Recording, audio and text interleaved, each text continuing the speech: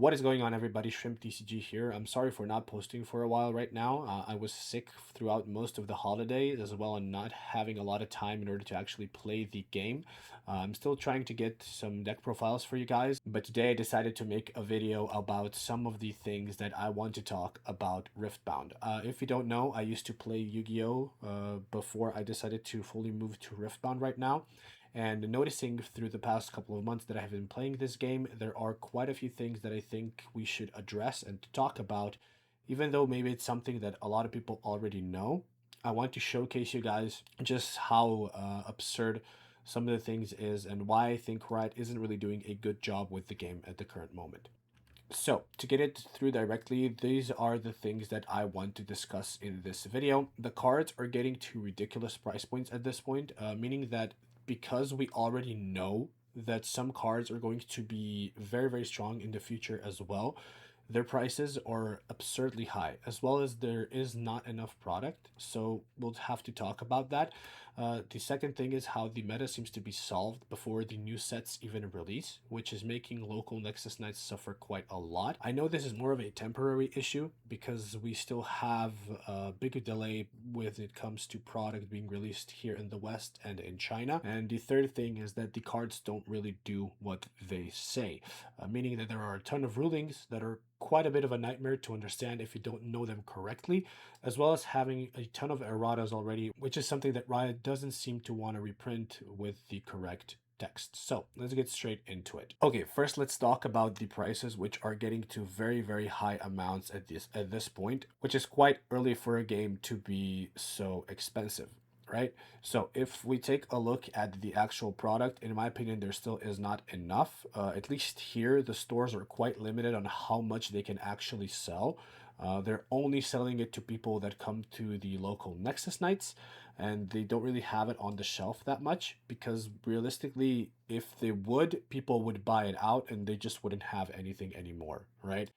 But they want to support people that come to their locals, meaning that if you come to locals, you should be able to at least buy the product for the game that you're trying to play. But if we take a look at a card such as Flash, for example, the card isn't going to be reprinted in the Nexus Knight packs for set 2, even though quite a few of the cards from Proving Grounds are going to be reprinted. This is not one of them, making it a very, very expensive card. The card was already expensive. Now it's gotten down a little bit, but if this card ever becomes very relevant again, like let's say that in set 3, this card becomes super strong.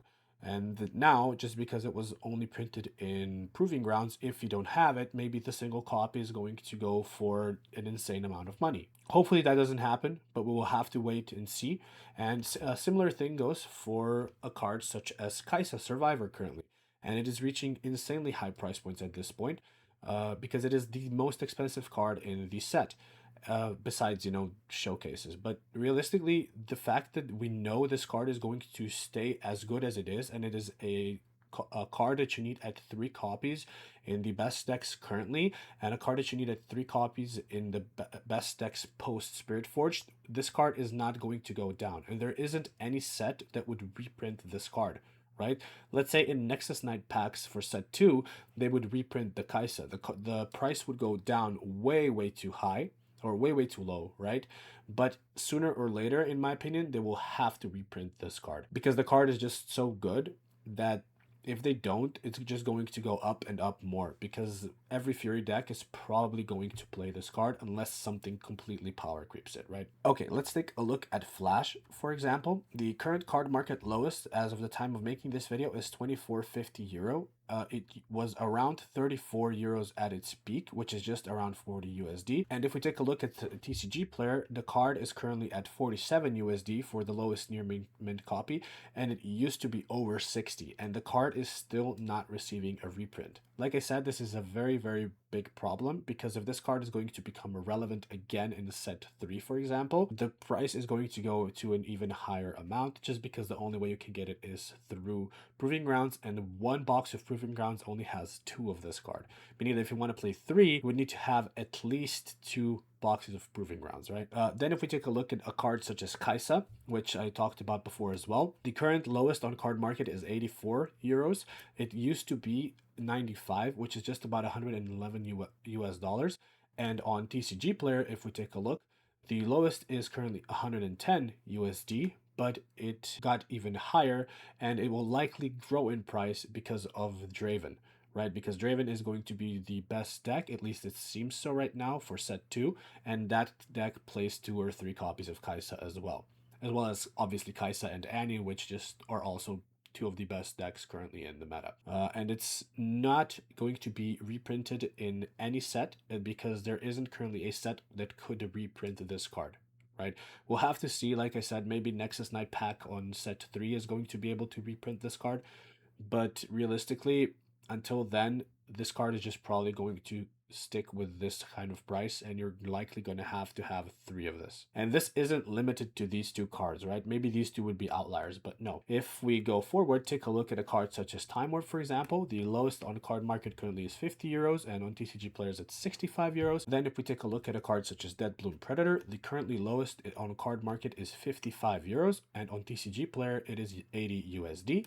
And it's not only limited to cards that are epic or higher rarity. Thousand-Tailed Watcher, for example, which is a rare card. Keep in mind, you should get 2 rare cards per pack, is currently at 25 euros or 30 USD on card market, and the same goes for TCG Player, exactly at 30 USD. And this begs the question, when it comes to set 2, which is Spirit Forged, right? Keep in mind, on one case, you get about 1 copy of each epic, 1 to 2 copies of each epic card, right? If we take a look at something like Spinning Axe or Irelia's Defiant Dance, there's no reason to not think that these 2 cards are going to be extremely expensive because those are the best 2 new decks out of Spirit Forged, and they both play 3 of each of this card because the cards are just very, very strong. So now that I have to buy 3 Kaisas, which are 100 each, then I will have to buy 3 Spinning Axes, which are also likely going to be 50 plus each. I already spent 450 just for 6 cards. Now I have to spend everything else for the rest of the deck, which makes the deck very easily surpass 500 plus dollars, right? And that's just something that, in my opinion, for a newly established game, should not be happening. Okay, if we move forward, now I want to talk about how the meta is already resolved 2 months prior to the release in the West. So this is mostly a temporary issue because China is still ahead with product from here in the West, meaning that when the actual release dates are going to go into one, this should be resolved, right? But that's not the only problem. We already knew 2 weeks before the actual set dropped all of the cards that were in the set. And in my opinion, that's not good marketing, right? Because if, let's say, for example, we knew only, let's say 70 out of 100, I'm just making these numbers up, of the cards in the actual set. When people are going to open that set, it's going to give them this surprise feeling on what's inside, which is very, very cool, right? And if you do have product released 2 months prior, if I'll take a look at this from Yu-Gi-Oh standpoint that has separate TCG and OCG, OCG being Asian territories and TCG being everything else. OCG has product released 2 to 3 months before TCG, but the way TCG handles this is that they also have exclusive cards, meaning that when I open this TCG product, even though it was released in Asia 2+ months ago, there are still new cards that Asia doesn't have yet, and I'm able to now get excited over those cards because maybe they're going to be good to play. Most of the time it doesn't work out that way, but sometimes it can, and it still gives us this little bit of excitement for, new cards, right? Which is very, very cool. All right, so now if we take a look at Spirit Forge specifically, it's 2 months away, and we already know almost to a certainty which deck will be the best when it comes to the new meta. And this is causing players to be less excited to play what is currently available, at least in my opinion. If I am trying to prepare for an event such as Bologna, or such as the next regional in Vegas, it doesn't really matter.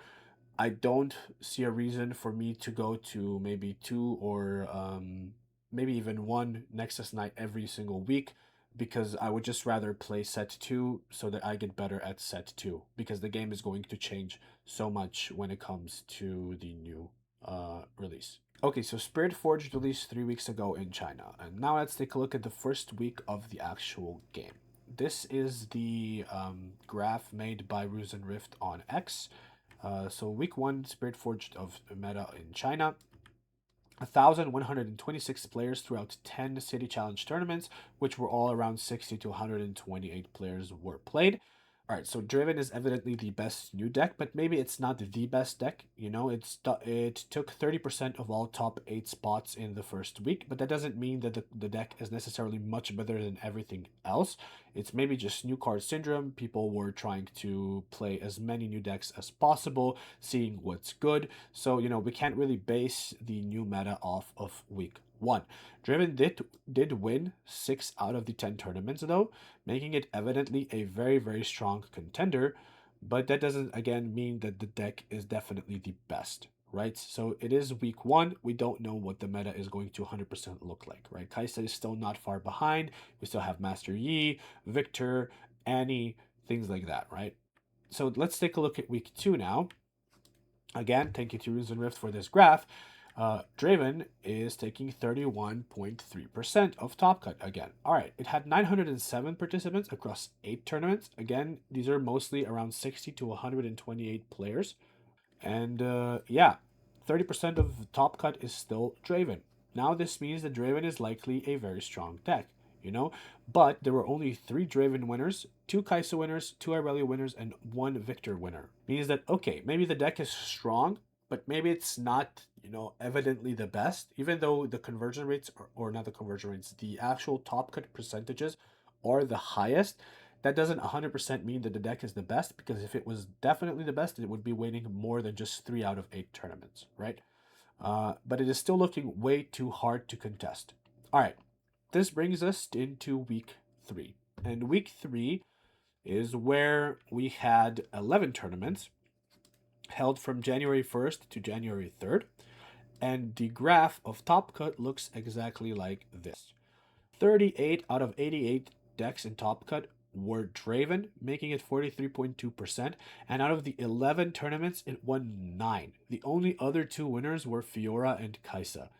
Is Draven basically like Kai'Sa was before, meaning that it's so dominant now that people are understanding that this is going to be the deck to beat. In my opinion, yes. I think this deck is evidently so strong at this point that unless you find some very, very strong counter and it cannot answer you back, you're most likely just going to have the highest chance of winning a tournament with Draven directly. There are counters to it. Irelia can be a little bit annoying to play against. Victor can have a good matchup into Draven, but Victor loses to a lot of other things at this point, and Draven can also still counter Victor. So the other 2 that were behind Draven with 11 and 10 tops are Kai'Sa and Irelia. But this is just showing us that this meta is now, in my opinion, fully solved. There's no reason for me to go into Bologna testing not thinking that Draven is going to be very evidently the best deck. Now that we've talked about the meta, here are a few things that I want to talk about the rules being a little bit annoying to understand. So the actual rules are mostly annoying when it comes to things such as reflexive triggers, which is a very specific thing. But it is also annoying that there are a ton of cards with erratas that don't have a print with an errata, and some of them are actually quite relevant, which we're going to talk about.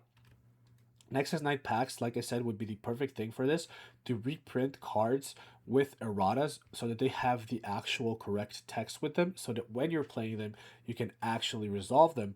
Or if you are printing waves 2 and 3 of origins, maybe consider, you know, putting erratas on those cards. Maybe you don't have to change the actual boxes, but you can still consider changing the actual text on the cards, because in my opinion, it's important to play the game as it is correctly supposed to be played. Okay, first let's talk about reflexive triggers. So we take a look at a card such as Icathian Rain. The way reflexive triggers work, if you don't know, is that the card goes on the chain and it tries to resolve. If it does not get countered by you or your opponent, let's say, you get to put 6 individual triggers on the actual chain. You have to target 6 times, and each target has to pay deflect cost if the target has deflect. For example, if the only unit on your opponent's field is Kiana, you will have to target it 6 times, paying 6 additional power for its deflect cost. Each of the 6 triggers can then also be reacted to once it's resolving with other cards that have reaction speed. let's say my opponent targets my Kiana 6 times, and then on the trigger number, I don't know, 4 or 5, I would want to react with something like retreat. It doesn't matter. You know, you can resolve, I don't know, 3 or 4 triggers and then just react on the fourth trigger, let's say, right? And the same goes for a card such as Falling Star, which is, you know, do this twice, deal 2 to a unit. You have to target 2. You can also target the same unit more times than you would need damage in order to kill it, but you have to target twice. And it's quite a weird way of resolving do this X times types of effect. Thankfully, these effects aren't present in Spirit Forged, and they seem to be replaced by the repeat keyword, which is a little bit different, which just allows you to pay additional cost of the actual card in order to use its effect again. Then when it comes to erratas, for example, if we take a look at a card such as Zonya's Hourglass, the new errata text now says it is hidden and the same as before. If a friendly unit would die, kill this instead, heal that unit, exhaust it, and recall it. Send it to base. This isn't a move. This means that the unit actually gets healed before it is sent to base, which is something that it does not actually say on the card. You just have to know.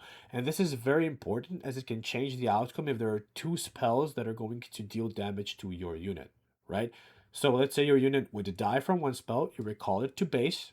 It doesn't say that you have to heal it, but it needs to just take 1 damage. And now all of a sudden, because Zonius actually heals it, it would have to take the entire health of damage again, right? There's also an errata of something like Ava Achiever, for example, which the new text says that when I attack, you may pay X to play a card with hidden. If it is a unit, play it here, right? Before it just said you can play a card here, but due to game mechanics, when you are attacking, you're not already controlling the actual battlefield, meaning that if you want to play a hidden unit, you aren't allowed to play it on that battlefield. Like I said, unless a unit specifically says that you can play it on a battlefield when you are attacking, for example, Rengar, in general, this would break the game's actual rules, right? If we take a look at even more examples of this, Convergent Mutation is one of them, which has a big change that you need to keep in mind. It doesn't specify that the might increase is actually only until the end of the turn. It just does not say that on the card. And the same goes for something like Dune Drake. So you buff a unit or you give a unit extra might, and it just does not say that it's only until the end of the turn, whereas the actual eroded version does say that. And this was a big debate because people were running this with Dr. Mundo, right? And you would just put it on one of your units, and that unit would just gain the maximum might and just keep it because it didn't say that it's until the end of the turn. If we take a look at something like the boss, the same as Zanya, it also heals the card. The same goes something for such as Highlander, right? And something that's also important, for example, is Annie's Darkchild ability, the legend. It allows you to ready up to 2 runes, meaning that if you only have 1, you can still ready it, even though it says ready 2 runes. And the same goes for something such as Sona, which readies 4 runes at the end of turn, and Targon Speak, which readies 2 runes at the end of turn if you conquered it that turn. I want you guys to understand why I think all of this is important. Riot needs to realize that the way they're currently handling the game is already killing it, because with the way they're releasing product, with the way they're handling prints, it's not fun for people to get into local Nexus Knights. Like I said here, my local Nexus Knights now often barely hit 8 players in order to play 4 rounds. People would just rather play other TCGs that they're more used to because the rulings are so confusing, there's not enough product, and there's just no reason for them to stick with a game that does not seem to be pushed in the right direction, right? And all of the aforementioned things, like I said before, are the reason why. Maybe not so much the actual erratas, but the price and the meta can be quite annoying, right? And the rulings as well. And if things don't change for the better, I think that this game will not last long. Currently, I'm planning on playing the game at least until the end of the year. If I'm going to enjoy it, then I'm going to continue playing, obviously, and we will see how that goes. But if after Bologna, for example, I consider that this game is not good enough for me, we will see how it's going to go when we have the release dates combined with China. Maybe that's going to change things a lot better. We will see how they're going to handle reprinting things. But if cards are going to be so expensive that with every new set, I'm going to need to drop 500 plus euros in order to just play the game, It's not something that I'm considering doing, right? And it was not something that I considered doing in Yu-Gi-Oh! And Yu-Gi-Oh! Is now in a much better direction where the decks are actually not as expensive. And realistically, we'll have to just wait and see. I hope you guys understand why I decided to make this video, and I hope you guys understand this isn't just me complaining about things. I just want to showcase some things that I have an issue with when it comes to playing a new TCG that I want to enjoy as much as I can, and I currently do enjoy it. But if it's going to go in the same direction that it is, like I said, I don't think I'm going to be able to enjoy it forever. If you guys did enjoy the video, please do consider subscribing to my channel. I will be making more videos, not only content such as this one. It's going to be a little bit more positive from now on because I do want to focus on Spirit Forged and the deck profiles for Spirit Forged. But if you did enjoy the video, please do consider leaving a like as well. And comment down below what you think about the things that I mentioned. Maybe I didn't really understand it correctly. Maybe there are some things that I got wrong. Or maybe if you just agree with me that the game is currently not heading in the direction that it should be. Either way, thank you guys so much for watching, and I will see you soon.